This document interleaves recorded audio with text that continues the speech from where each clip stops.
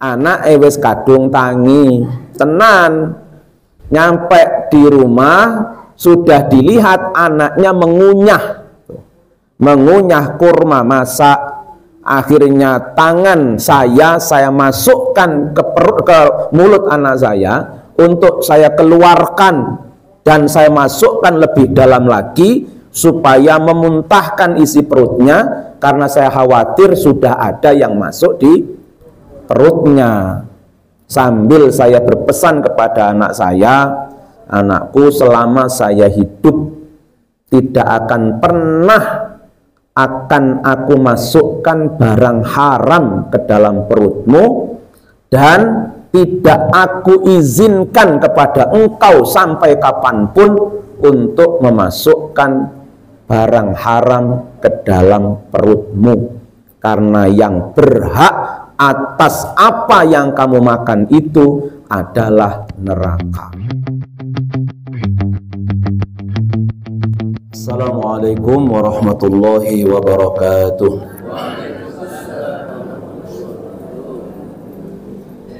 Alhamdulillahi rabbil alamin, assalatu wassalamu ala asyrafil mursalin wa ala alihi wa sahbihi ajma'in, amma ba'du. Bapak Ibu sehat nggih? Alhamdulillah. Ya, puasanya semakin ringan semakin berat, Bu, Bapak? Semakin ringan insyaallah, karena sudah hari keberapa nggih sekarang?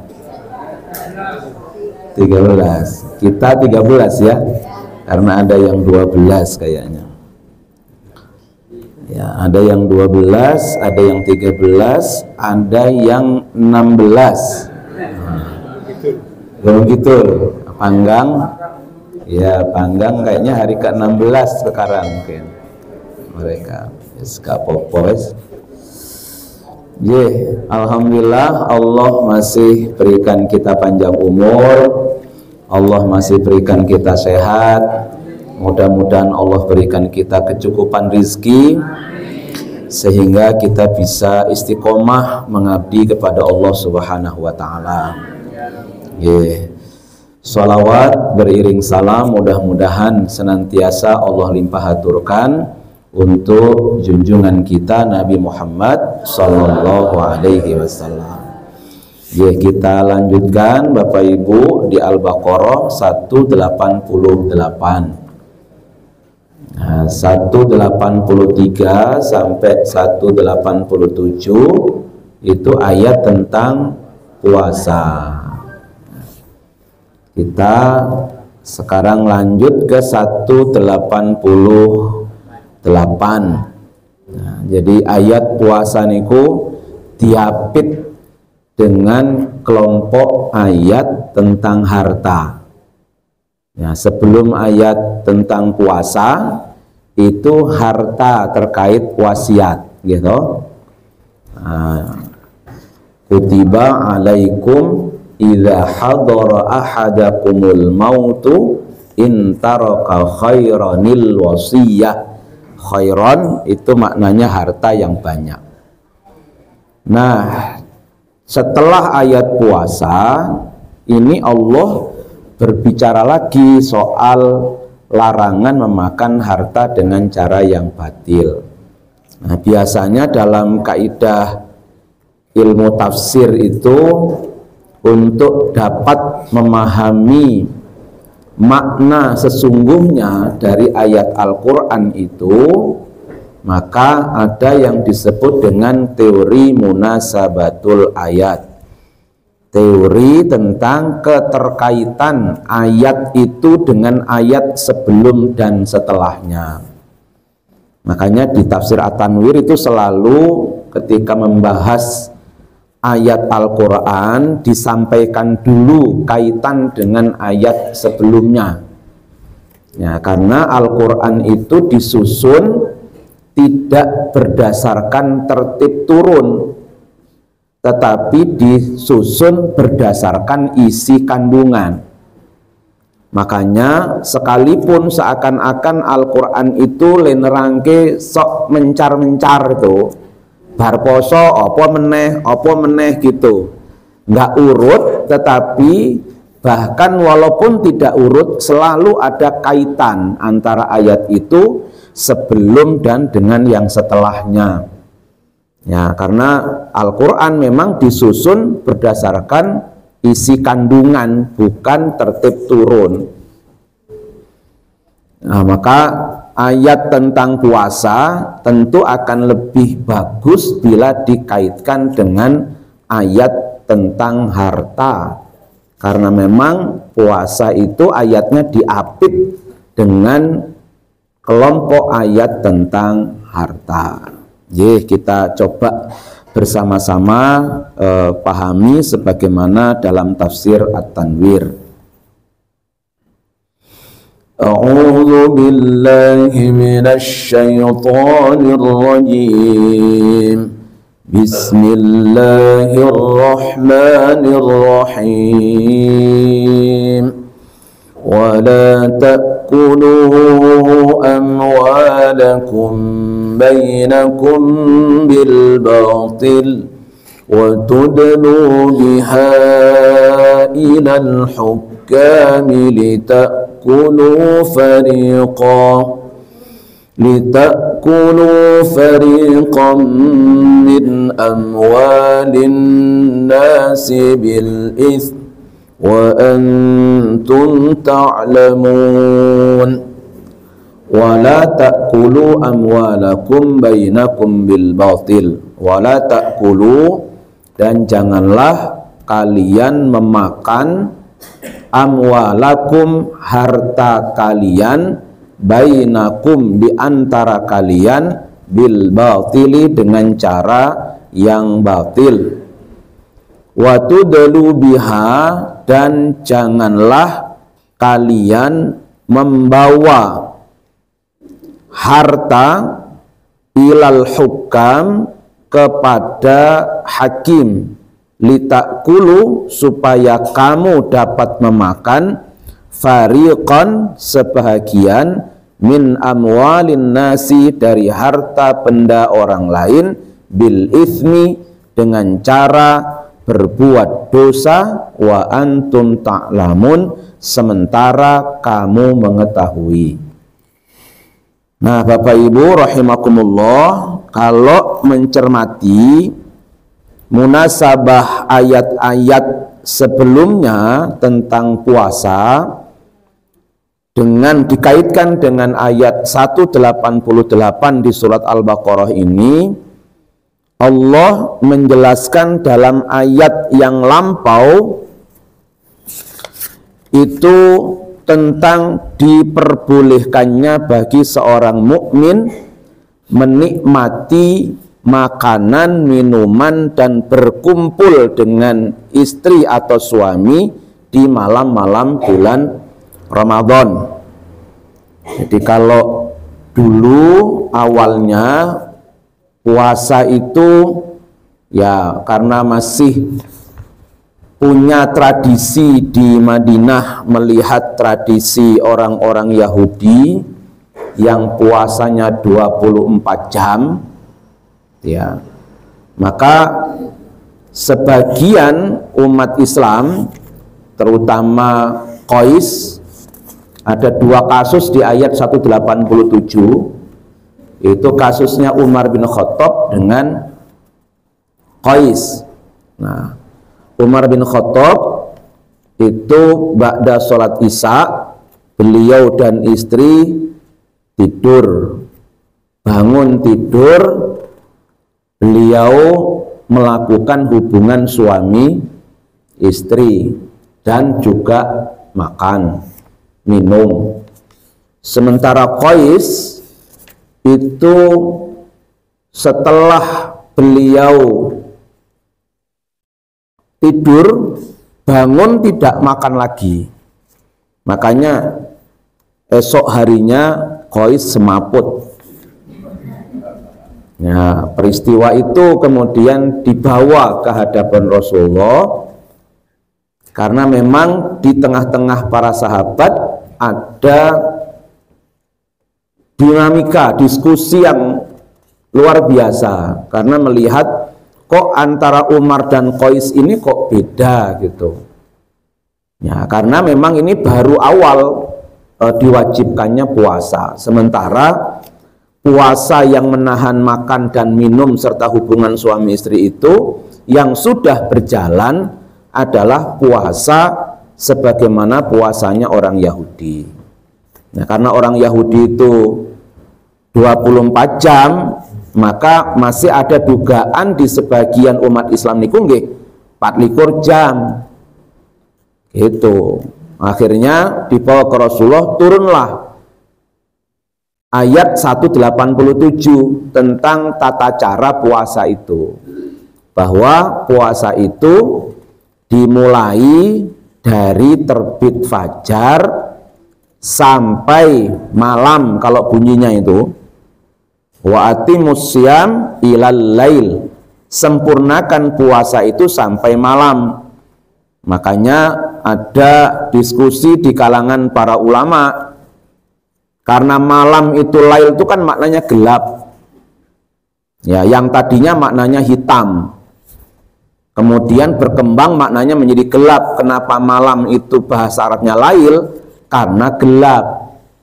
Oleh sebab itu sebagian ulama itu berbukanya kalau sudah gelap. Tetapi puasa kita itu puasa dalam kaidah fikih. Yang disebut dengan malam itu adalah terbenamnya matahari sekalipun suasananya masih terang. Ya, nah itu biasanya yang puasa kita ya puasa dalam teori ulama fikih. Karena memang ayatnya itu bunyinya begitu, bunyinya itu ilal lail, sampai malam. Nah, menurut ulama fikih malam itu dimulai sejak terbenamnya matahari. Maka puasanya ya sampai terbenam matahari.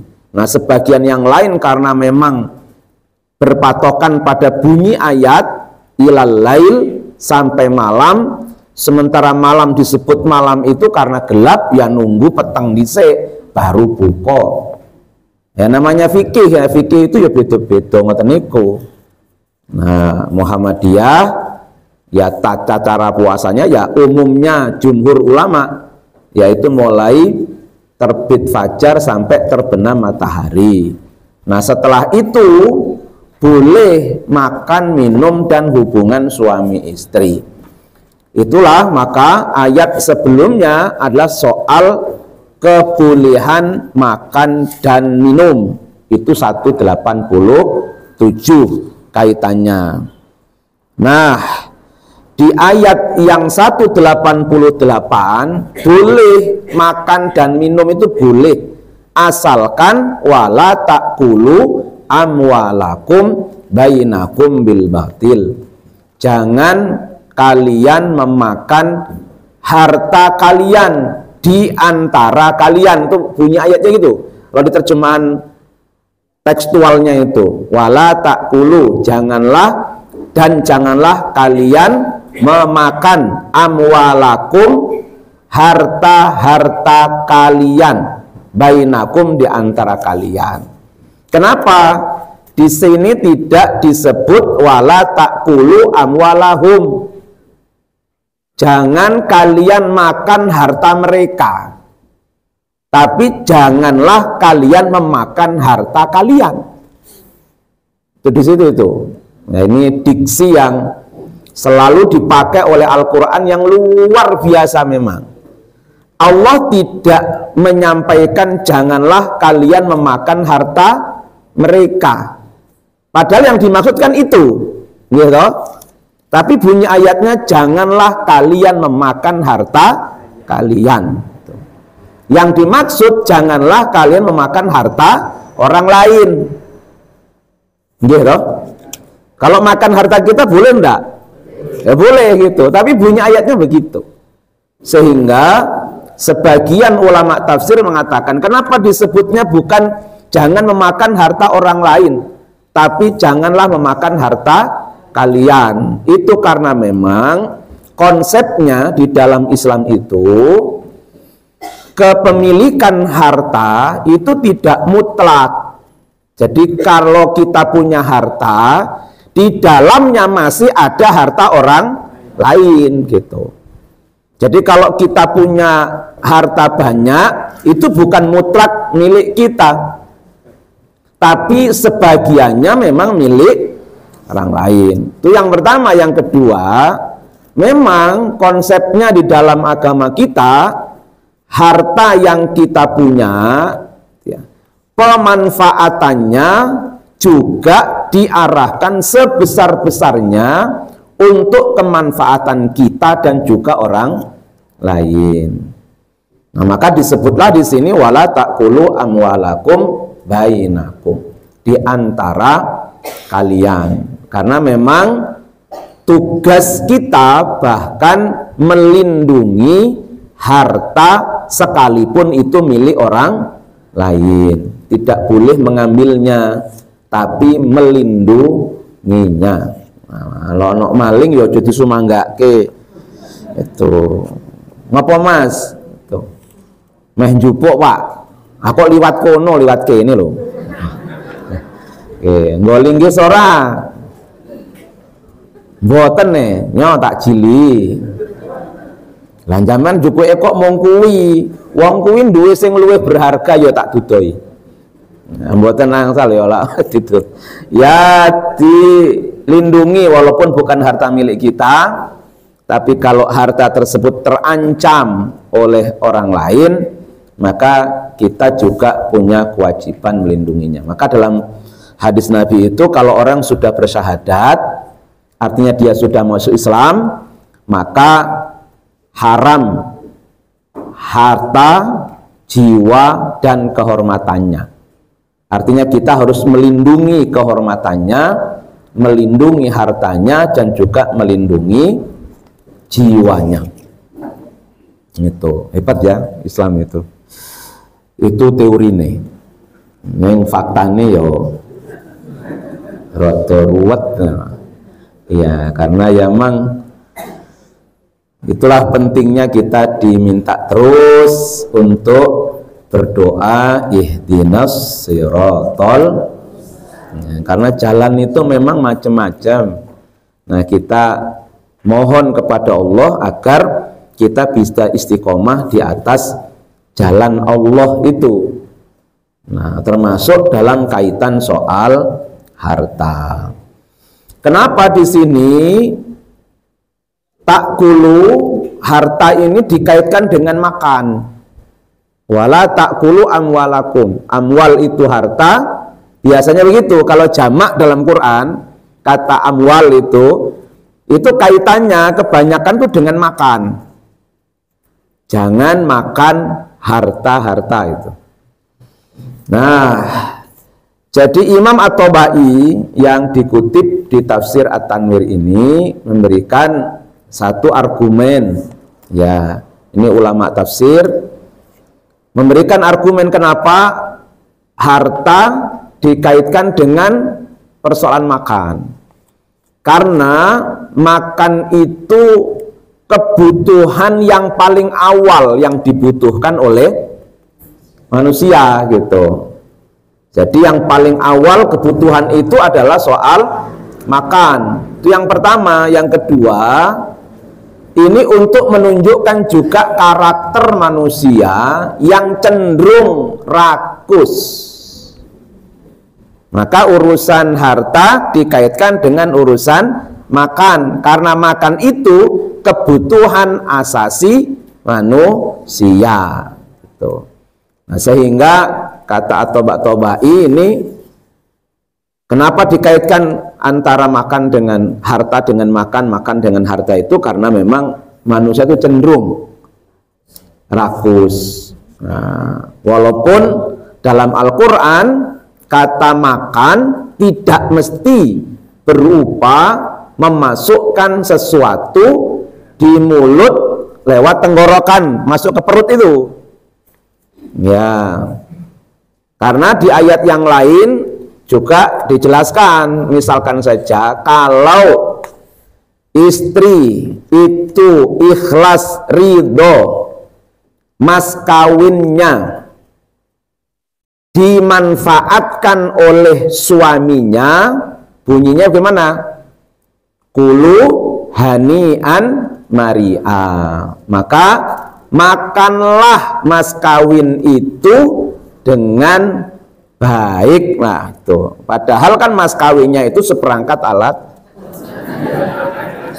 Ya, atau mas kawinnya berupa uang, berupa cincin gitu. Mosok dipangan.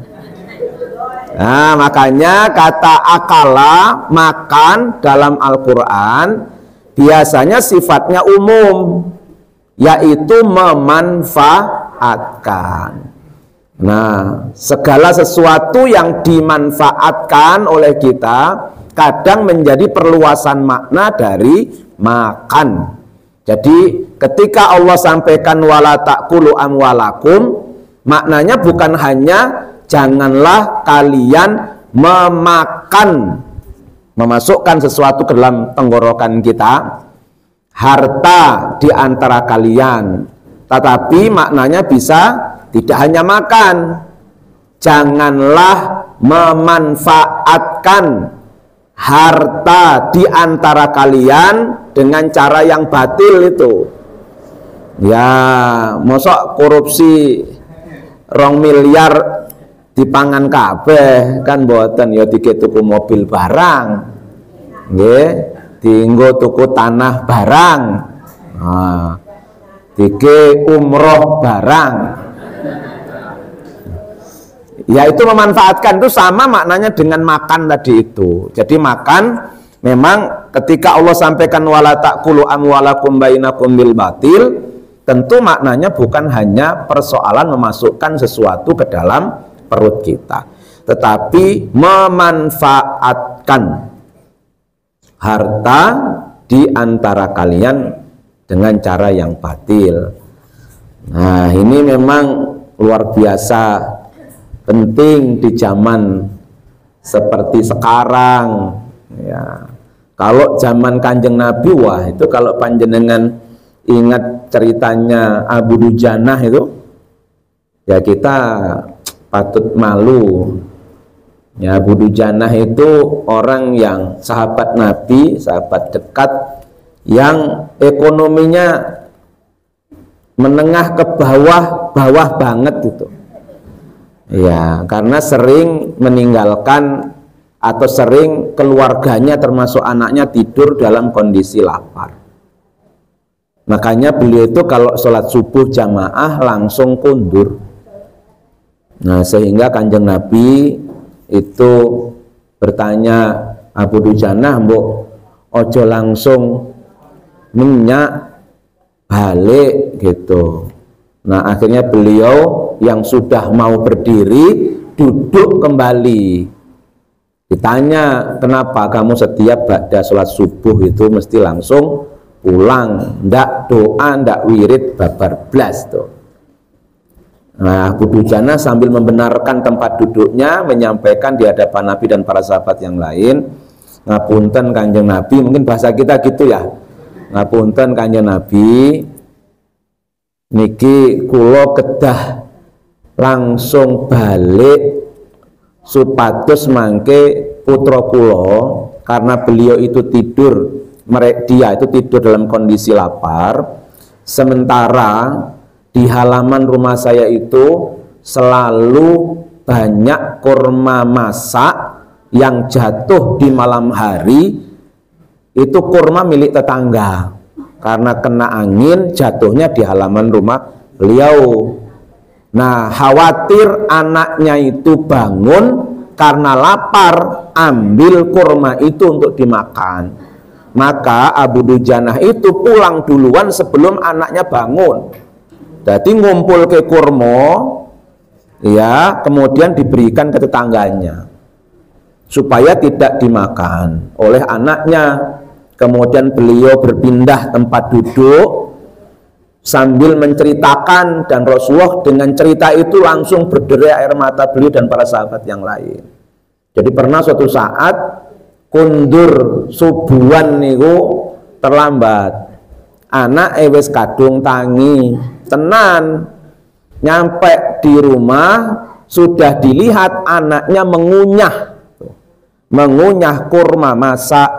Akhirnya tangan saya masukkan ke mulut anak saya untuk saya keluarkan dan saya masukkan lebih dalam lagi supaya memuntahkan isi perutnya, karena saya khawatir sudah ada yang masuk di perutnya. Sambil saya berpesan kepada anak saya, anakku, selama saya hidup tidak akan pernah akan aku masukkan barang haram ke dalam perutmu, dan tidak aku izinkan kepada engkau sampai kapanpun untuk memasukkan barang haram ke dalam perutmu, karena yang berhak atas apa yang kamu makan itu adalah neraka. Nah, akhirnya Rasulullah ngikuti Abu Dujanah kundur, karena tanya, iku kurma ku jane nggone sapa? Punya tetangga saya orang munafik, Rasulullah. Akhirnya beliau pulang bersama Abu Dujanah, diikuti belakangnya oleh Abu Bakar. Nawar kurma itu, Mas, ini kurmane, bahasa saya loh itu ya, Mas, ini kurmane tak tukune, nggak boleh dah, 10 kali lipat. Oh, kata Rasulullah gitu. Tapi kata orang munafik ini, ngapunten, saya ndak biasa nerima cicilan, dan saya ndak biasa nerima pembayaran tempo. Itu bunyi hadis kalau itu. Ya, Rasulullah kelihatan agak bingung sedikit karena mintanya cash. Untungnya, dan saat itu untungnya Abu Bakar kan nyusul di belakangnya. Kata Abu Bakar langsung ditimpali, saya beli cash 10 kali lipat dengan bahkan dengan harga pohon kurma terbaik. Oh, itu Abu Bakar cash. Akhirnya dibeli cash. Oh, luar biasa, girang tuh. Disampaikan ke istrinya, Bu, alhamdulillah rezeki nomplok. Wong-wong bodoh bar tuku pohon kurmaku. Gak apa-apa, Bu, engko pokoknya sore-sore dirontok dhisik. Itu bilangnya itu, dirontok dhisik supaya sesok sudah ndak ada, kan pohonnya masih ada di karangan beliau. Iya. Nah, ternyata ketika mereka berdua suami istri tidur, kurma niku pindah nggon. Jadi pagi ketika mereka bangun, pohon kurma itu sudah ada di depan rumah Abu Dujanah. Bahkan tidak ada bekas sedikit pun bahwa malam itu mau didongkel, mau diopo, orang anak bekasnya. Oh, luar biasa itu. Itu ya Bu ya. Adewe ki rada rapati hati-hati, ra peduli ya. Yang penting sapa sing ya iya sing apa sing iso madang kok kongkon mikir 5 tahun.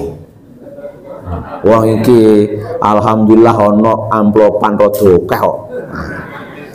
Dadak nunggu mikir kok 5 tahun. Mikir iki sing cedak-cedak wae. Mumpung ono, gitu. Ya wes, kowe wes. Mbah piye lah kowe. Masyarakate dhewe wes jan. Ya. Wala ya dibandingkan Abu Dujanah ya ora ana apa-apane to adewe niku. Nggih to, adewe kan ora pernah ngelih anake dhewe niku. Itu saja masih ya-yaan. Golek duit ngoten. Nah, Abu Bakar tuh pernah juga Bu. Jadi ketika beliau bertamu di rumah pembantunya, ternyata dihidangi dengan hidangan yang lezat. Heran tuh Abu Bakar, ini kok duit duit iki. Ditakoni ku, jenengan kok duit duit Mas? Iki kok. Ngapunten Abu Bakar, itu sisa uang saya dulu karena saya itu pernah membo-membo dari dukun. Nah, karena dibayar, Nah, ini sisa uangnya. Langsung Abu Bakar masukkan 2 jarinya ke tenggorokannya lebih dalam untuk mengeluarkan isi perutnya itu. Itu Abu Bakar. Padahal janjane nggih mboten napa-napa ora ngerti kok ya. Lah adil kan ngoten niku. Surapopo ora ngerti ya. Kayak seandainya tadi kita Abu Dujana kan pasti mikir gitu juga. Kan iki wis tiba. Ya, wis tiba dan tibone kan nang ngarep omahku. Berarti kuwi hakku. Fikih kan ngoten. Walaupun pohonnya ada di pekarangan tetangga, tapi ki wis tiba. Nah, cebloke nang omah ngarep omahku. Ya wis ki nggon aku, tapi karena beliau amat sangat menjaga diri, maka itu pun beliau tidak lakukan. Wala ta'kulu amwalakum bainakum bil batil. Jadi kata batil itu ya kalau dalam bahasa Arab itu biasanya dimaknai dengan zahib atau zail, itu hilang. Itu. Batil itu maknanya pergi atau hilang. Ya. Maka bil batil itu adalah kalau orang memakan harta dengan cara yang batil, yang tidak benar, itu akan hilang keberkahannya. Nah, akan pergi keberkahannya. Maka disebut dengan zail atau batil. Nah, dalam Al-Quran cukup banyak kata batil itu bisa terulang sekitar 26 kali. Ya, dalam 25 ayat. Jadi ada satu ayat 2 kali disebut.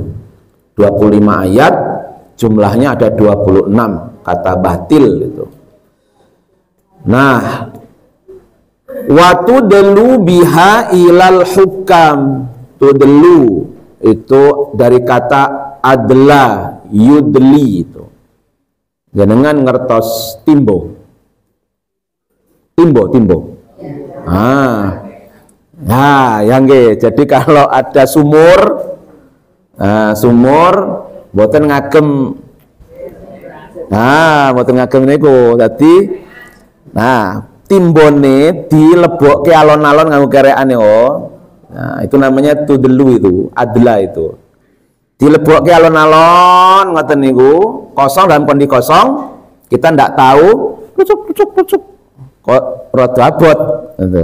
Ditarik alon naik untuk mengangkat air itu. Sehingga kita akhirnya dapatkan air itu.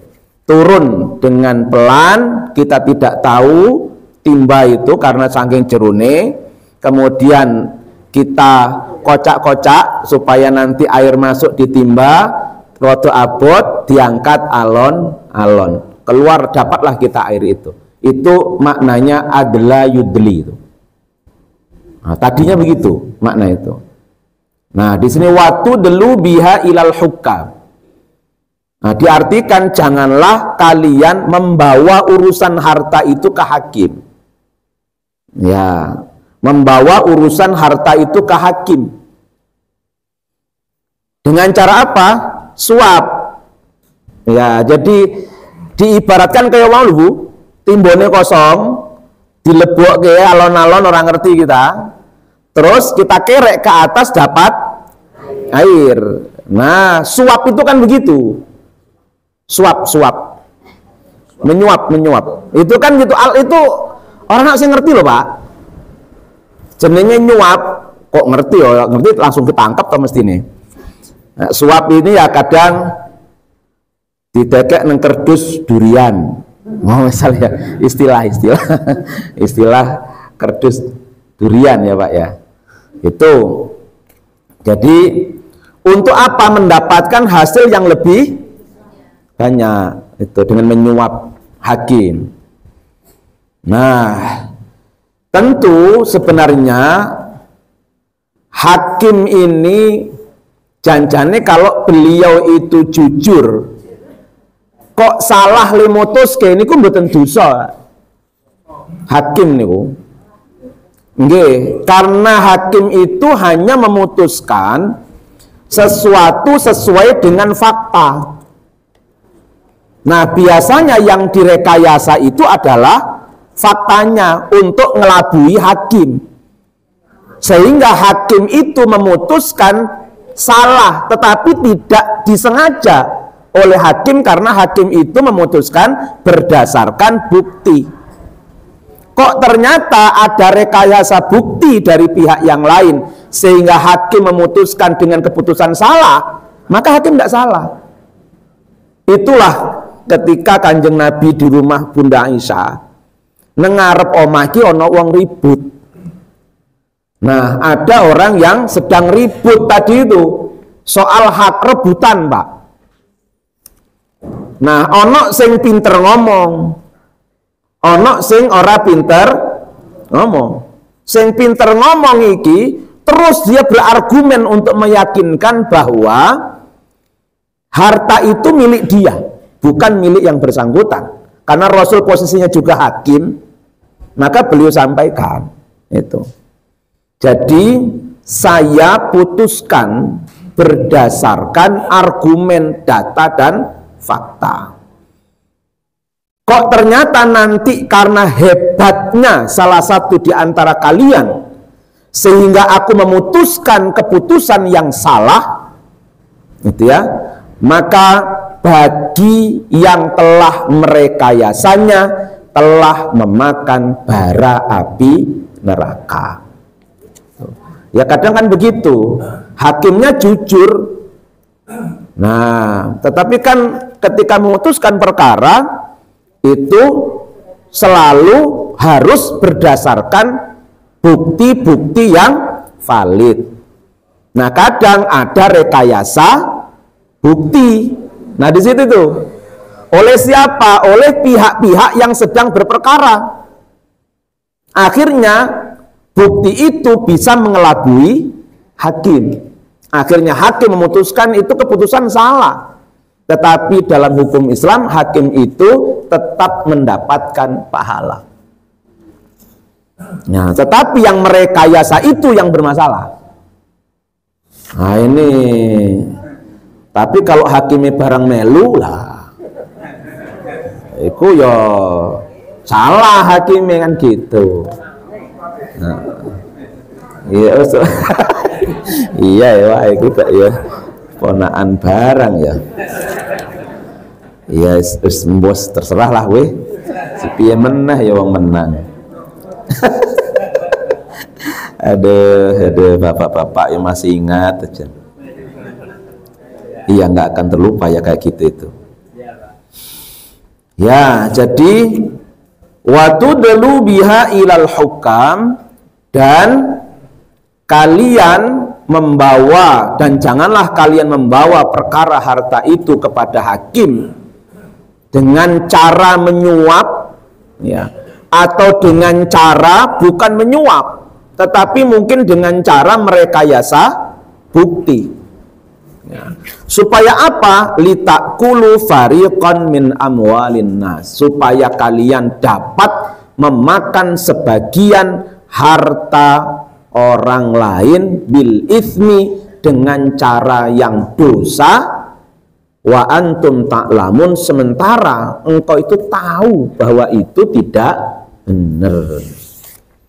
Nah, ini dalam agama kita mempunyai apa ya, sesuatu yang sangat penting untuk diperhatikan. Makanya ditaruhnya ayat ini setelah kelompok ayat puasa. Nah, puasa itu harus dipahami, dimaknai dalam makna yang lebih luas tadi, bukan sekedar menahan lapar dahaga atau hubungan suami istri, karena memang ya puasa itu kan dalam rangka untuk, atau orang beragama itu kan sejatinya adalah berusaha meneladani sifat-sifat Allah dalam batas-batas kemanusiaan kita.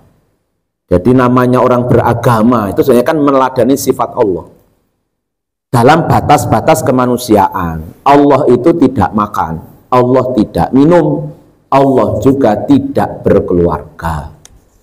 Maka yang diminta oleh Allah menahan supaya kita juga bisa meneladani sifat-sifat Allah, terutama nanti sifat yang lain adalah menahan diri untuk tidak makan, tidak minum, dan tidak berhubungan suami istri. Allah tidak meminta menahan kita nafas kita, karena nggak mungkin. Oh, tahan nafas selama 12 jam, ayo mati ada. Yang memungkinkan untuk bisa ditahan itu adalah yang ini, sehingga ini bisa digunakan untuk riyadhah, latihan menahan diri dari simbol-simbol kerakusan itu. Nah, jadi nanti kalau puasa maknanya akan ke situ, mestine. Nah, Indonesia iki aman, makmur, sejahtera. Mestine. Wong mayoritasnya muslim yo mayoritas ora ya. Poso. Mbondeng lak mayoritas kok rapati yakin juga saya itu. Rapati yakin saya. Nah, samping saya itu warung. Samping rumah itu warung. Buka posong ini. Buka. Ya, saya tanya alasannya yo nyiapke sing mboten poso, Pak. Ya wis ra apa-apa. Ya rame gitu ya. Ya, teman-teman yang kerja mungkin agak berat mungkin kerjaannya Gojek, itu base campnya di situ biasanya. Yes, madang ngerokok sambil nunggu nyantol nih. Ngeres nyantol pergi gitu. Kayaknya mungkin nggak kuat lah poso mungkin nggih. Kalau Gojek ora kuat poso. Wa 'alal ladzina yutiqunahu. Jadi termasuk dalam kategori dia tidak kuat puasa mungkin gitu. Sehingga cukup bayar fidyah. Selamanya bayar fidyah nggak pernah poso. Ya, sih tergantung masing-masing lah ya, masing-masing. Tapi kalau seandainya mayoritas muslim itu poso, tur posone benar, mestinya kita akan terhindar dari banyaknya praktek memakan harta dengan cara yang tidak benar, entah perampokan, pencurian, penipuan, korupsi, macam-macam lah itu sekarang modelnya. Ya, bahkan sekarang yang lagi tren itu yang menjerat teman-teman mahasiswa itu sekarang pinjaman online. Iya, saya ada beberapa di kita. Saya dulu saya nggak tahu karena sekarang ya ini wilayah bagian dari profesi pekerjaan, jabatan, sehingga agak tahu sekarang problem banyak mahasiswa termasuk yang terjerat pinjaman online. Jadi yang terakhir saya harus rembuk dengan yang lain adalah mahasiswa pengen ganti HP. Nah, ngajukin wong tua, Pak, HP ku wis elik. Nah, pengen ganti lah, bapak ini nyemayani rong sasi. Nah, rong sasi menah ya le. Gitu. Nah, karena sudah dapat janji dari orang tuanya, dianya ini nggak sabar. Akhirnya pinjam di pinjaman online. Ya, gek tuku HP, harapannya 2 bulan yang akan datang lunas kan, uang tuanya janjeni ngoten, mboten sabar. Akhirnya ora sampai rong sasi, pinjaman yang 4 juta itu sudah ada di angka 8. Coba nih, diteror macam-macam tuh bocah itu. Padahal diteror kan dijarke wae, wong kadang yang neror niku mesin. Koyoke suarane wong ngajar banget. Jan niku mesin. Nggih, makanya diteror pinjol itu kongon, ini kata mereka yang pakar hukum, karena saya juga konsultasi sama mereka. Jarke wae. Itu tapi marak ke kadang diumbar aib di ya media sosial itu yang nggak tahan biasanya mahasiswa jaga nama baik nih loh.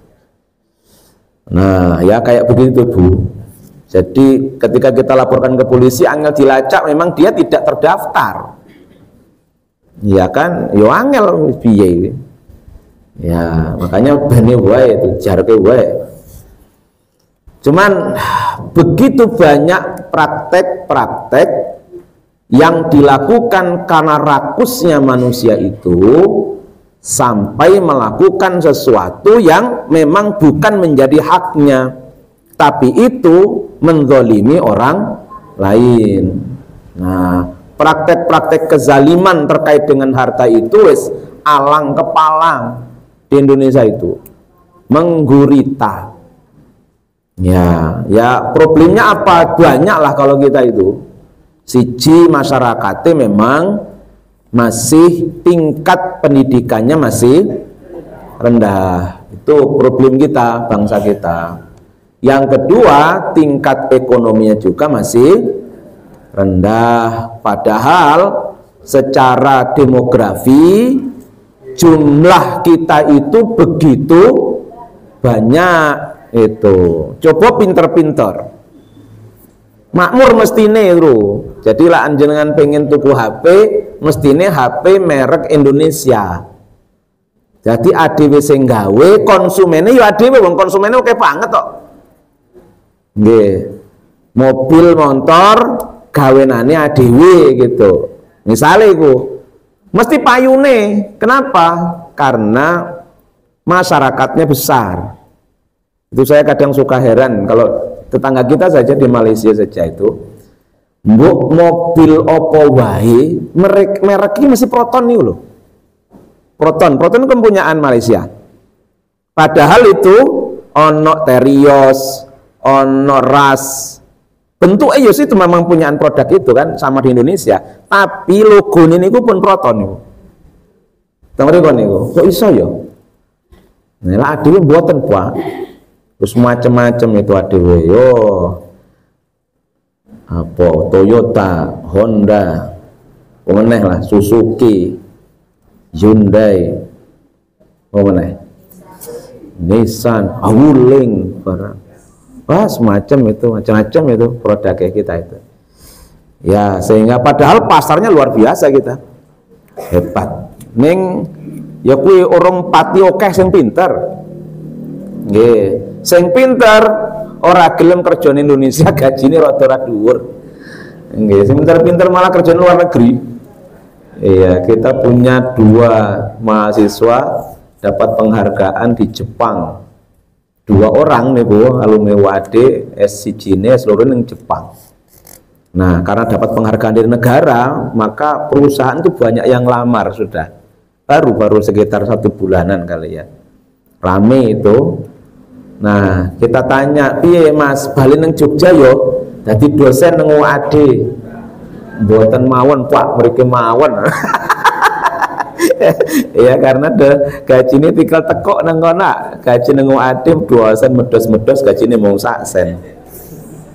Ndeng nang kono wae ngono. Ya itu kadang-kadang yang pinter-pinter mboten kersa kundur karena ya mudah-mudahan nanti maka tingkatkan kualitas pendidikan dan juga ekonomi masyarakat supaya tidak terlampau banyak lagi praktek-praktek mencari harta dengan cara menzalimi orang lain gitu ya, dengan cara menzalimi orang lain. Mudah-mudahan, karena apa? Ini akan merusak kesehatan spiritual dan mental kita. Kalau sudah begitu, maka tingkat kebahagiaan yang diinginkan oleh kita akan semakin rendah. Jadi orang rakus itu walaupun uangnya banyak bukan semakin bahagia, Pak. Karena yang dirusak oleh mereka adalah spiritualitasnya. Spiritualitas itu berpengaruh pada kesehatan mental. Nah, kalau sudah spiritual tidak sehat, mentalnya tidak sehat, berarti orang wira iso bahagia. Karena yang membuat kebahagiaan kita itu adalah sehatnya mental spiritual. Baru nanti fisik dan sosial. Nah, uang fisiknya nggak sehat, tapi ono kok sing bahagia, Pak. Karena spiritualitasnya bagus. Wes spiritualitasnya nggak bagus, mentalnya nggak bagus, loro sisan.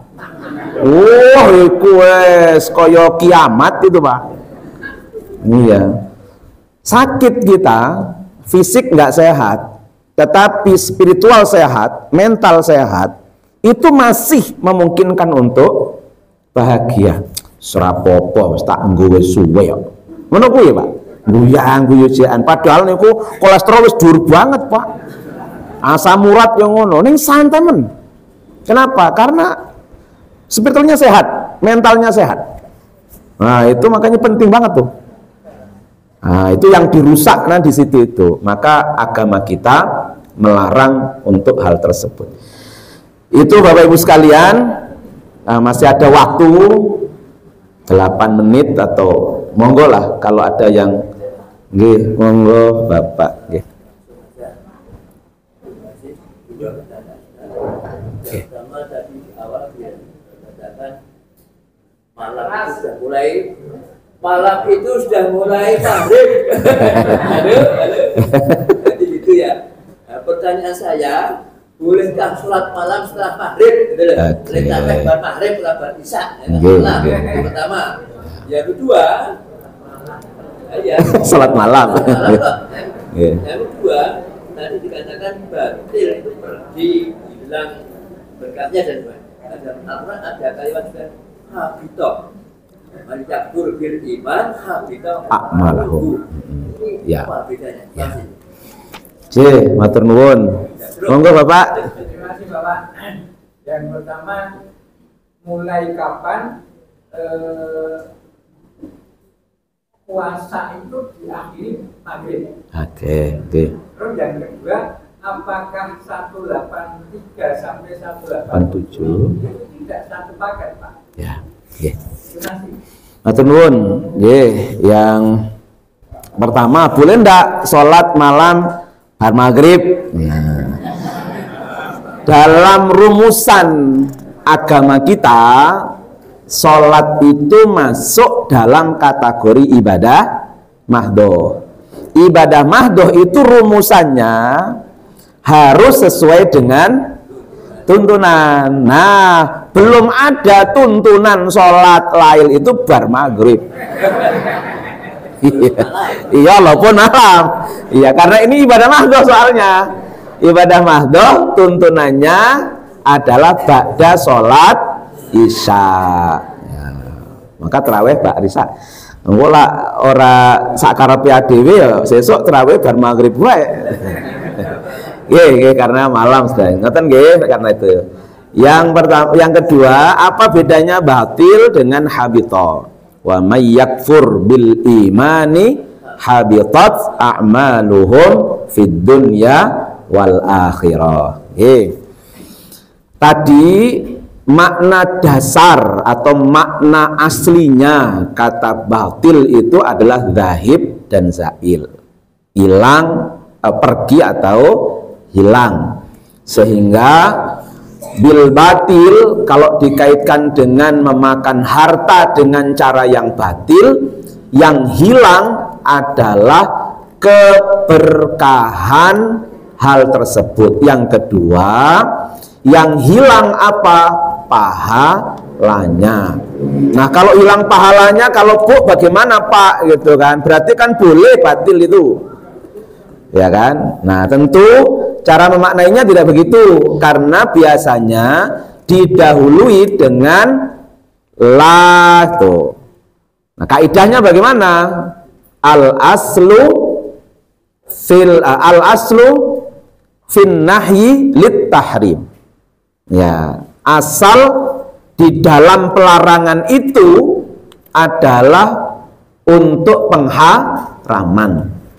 Nah, tetap kita tidak boleh haram hukumnya. Wes haram, nanti hilang kebaikannya. Walaupun jumlahnya banyak. Ya, jumlahnya ratusan miliar. Tapi kalau kebaikannya ndak ada, ya ndak ada manfaatnya juga. Wes entuk dosa karena pelarangan, ya ora entuk kebaikan dari jumlah yang banyak itu. Nah, habito kalau tadi kan batil ini bisa sifatnya adalah fisik ya Pak. Artinya hilang kebaikan itu mungkin nanti duitnya oke banget ndelalah karo Gusti Allah ki yo diiringi dengan ketidaknyamanan sehingga harus dibayar dengan harta yang luar biasa banyak itu. Akhirnya hilang. Duitnya kabeh hilang, wis rekoso hilang sisan. Iso dirasake gitu. Ya, dirasake rekosone. Mohon maaf, wis untuk korupsi oke, ndelalah ketangkep KPK. Itu kan dirasake oleh kita itu. Hilang dirasake. Tapi habito a'malahum atau habito a'maluhum itu hilang amal perbuatan. Kalau di situ habito itu untuk menyatakan hilangnya pahala itu. Pahalanya itu hilang. Wa may yakfur bil iman faqad habita amaluhu. Maka dikaitkan habito dengan amal. Nah, ngoten niku. Terus kapan kapan awal atau praktek nggih, praktek dimulainya puasa di Islam itu selesainya maghrib. Nah, gitu ya. Apakah dulu ketika di Makkah Kanjeng Nabi niku nggih biasa poso gitu kan? Sampai nanti ketika nyampe di Madinah Nabi itu juga akhirnya bertanya, kok iki kok do poso gitu. Orang Yahudi itu. Nah, padahal Kanjeng Nabi ya wis biasa puasa. Karena puasanya Kanjeng Nabi niku kan memang puasa tanggal 10 Muharram. Sebelum perintah puasa itu, hanya itu untuk Nabi, tidak untuk para sahabat. Baru ketika Nabi di Madinah, Nabi agak heran, kok nang Madinah yo akeh wong do poso. Iki poso apa? Nah, ternyata orang Yahudi menjawab, ini harinya orang soleh. Nah, yaitu hari di mana Allah memenangkan Musa dari musuhnya. Oh, ini berarti aku luwih berhak wong aku iki dulure Musa, katakannya Nabi ya, dulur dalam pengertian bukan dulur kandung tuh. Ya, lebih berhak kalau begitu. Maka Nabi perintahkan kepada para sahabat agar mereka juga berpuasa. Nah, memang karena jarak itu ketika Nabi di Madinah dengan perintah puasa Ramadan sangat dekat, sehingga memang masih banyak yang terpengaruh umat Islam itu dengan pola puasa yang dilakukan oleh orang Yahudi itu. Maka disebut di dalam 1383 itu kama kutiba alal ladzina min qablikum. Nah, itu nanti sekaligus yang kedua nggih Pak nanti supaya ini. Karena memang para ulama itu ada dua selisih pendapat apakah 187 itu diturunkan bagian dari 183 sampai seterusnya atau dia terpisah gitu. Ya, 187-nya kan yang tadi tentang tata cara puasa itu kan di 187. Kewajibannya 183, ketentuan tentang puasa itu ada di 184. Kemudian tata cara puasanya ada di 187. Nah, memang ada yang berpendapat terpisah. 187 itu terjadi ayatnya turun setelah praktek salah. Ada praktek salah oleh Qais dari perintah puasa itu. Karena perintah puasa 183 itu kama kutiba alal ladzina min qablikum, sebagaimana diwajibkan pada sebelumnya gitu. Umat sebelumnya yang punya tradisi sama itu kan memang Yahudi. Kalau Nasrani itu beliau puasanya hanya menahan makanan tertentu dan minuman tertentu, tetapi masih boleh makan. Yang tidak makan dan minum berhubungan suami istri itu kan Yahudi. Ning Yahudi niku 24 jam Zom Kipur niku ya sedina wengi, sehingga umat Islam awal waktu itu masih ada yang punya dugaan puasa ini sama dengan puasanya orang Yahudi. Itu siapa yang dalam riwayat itu? Qais. Ya, Qais. Nah, disitulah akhirnya Qais, Umar, dan masyarakat waktu itu karena ada dua perbedaan ini datanglah ke Rasul. Ketika datang ke Rasul turun ayat itu sehingga ayat ini ayat terpisah. Nah, dikatakan oleh para ulama. Tetapi ada yang mengatakan enggak, itu satu kesatuan turunnya itu. 187 bukan merespon praktek orang Islam yang tadi itu. Tetapi 187 itu memang langsung merespon tradisi puasa sebelum puasa Ramadan. Ya, karena di puasa sebelum puasa Ramadan diwajibkan kan tadi tuh puasanya orang Yahudi yang mereka saksikan setiap hari. Nah, maka sekaligus tuh ayat perintah yo disampaike, aturannya disampaike, bahkan tata caranya juga disampaikan. Kok ono peristiwa Qais itu ya. Nah, peristiwa Qais itu dianggap sebagai pengecualian Qais yang kurang memahami. Nah, gitu. Sehingga dipertegas lagi, tapi ini ayat bukan diturunkan karena kasus itu. Nah, itu ada sebagian begitu Bapak. Jadi memang ada dua tuh. Dan itu semua ditulis di Tafsir At-Tanwir. Dua pendapat dari para ulama tentang apakah 187 itu bagian atau tidak. Jadi puasa kapan sampai maghrib mengakhirinya itu ya. Kemungkinan karena kita nggak dapat riwayatnya ya Bapak. Kecuali kita dapat riwayatnya. Kalau sesuai dengan ini ya berarti pada saat puasa Ramadan diwajibkan itu ya memang sudah batasnya adalah maghrib. Itu kan para ulama saja yang belakang ketika memahami, karena di situ wa'ati musyam ilal lail, karena lail itu malam, tapi kan tidak banyak ulama yang memahami seperti ini, bukan para sahabat tapi ulama memahaminya ya. Sementara fikih yang muktabar atau fikih yang jumhur itu terbenam matahari itu sebagai awal dari malam. Maka di situ itu didukung oleh hadis Nabi tentang mengawalkan berbuka. Tuh. Nggih, Bapak. Nggih, Bapak. Ini doa berbuka puasa Allahumma laka sumtu wa bika amatu wa ala rizki. Caranya ya. Jadi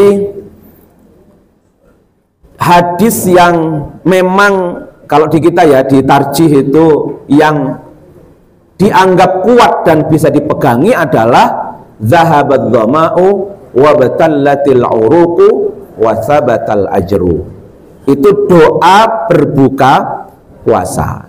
Sementara Allahumma laka sumtu wa bika amantu wa ala rizkika aftartu, memang secara kualitas hadis ini termasuk hadis yang kalau itu seandainya hukum tidak bisa dipakai ya, tetapi karena memang ini doa itu, maka ada sebagian yang mengatakan yusra popo wong kuwi dudu hukum gitu. Kalau hukum memang kita harus menggunakan yang makbul ya, yang makbul ya minimal hasan, syukur bisa sahih. Kalau dhaif kan tidak boleh dipakai. Nah, memang karena kehati-hatian, nah di tarjih itu disarankan untuk doanya adalah apa? Zahabat dhama'u wa batallatil uruqu wa sabatal ajru. Sama dengan itu loh Pak, doa Allahumma barik lana fima razaqtana wa qina. Kan sama saja itu. Kualitasnya juga enggak ya, baik juga itu, sehingga ya cukup bismillahirrahmanirrahim itu. Tapi yo kadung iki wis dihafal wong sak jagat nggih. Iya, donga liyane iso lali, ning donga mangan iku ora pernah lali itu, Pak. Iya, ada dua doa itu yang kita pasti ingat, doa makan dan doa mau tidur. Memang kerjaan kita itu mau mangan karo Iya. Nah, Bapak, mudah-mudahan kalau ada salah khilafnya saya mohon maaf. Assalamualaikum warahmatullahi wabarakatuh.